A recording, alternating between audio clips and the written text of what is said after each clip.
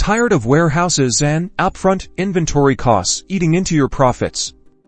Let's unlock a world of seamless dropshipping by integrating Spocket with Shopify and turning your e-commerce dreams into reality. First, head over to your Shopify admin panel and click on Apps, then visit the Shopify App Store and search for Spocket. Once you find Spocket, click on the app listing and then select the Add App button to begin the installation process. You'll be redirected to an authorization screen. Review the permissions Spocket is requesting and then click Install App to grant access to your Shopify store. Now, you'll be taken to Spocket's onboarding process. Here, you can select your niche and explore product categories to find items you want to sell in your store. Take your time to browse and identify products that align with your target audience. Once you've found a product you like, click on it to view more details, including pricing, shipping costs, and estimated delivery times. If you're happy with the product, click the Add to Import List button. Now, navigate to your import list within Spocket. Here, you can review all the products you've added and then click the Push to Store button to automatically import them into your Shopify store. And just like that,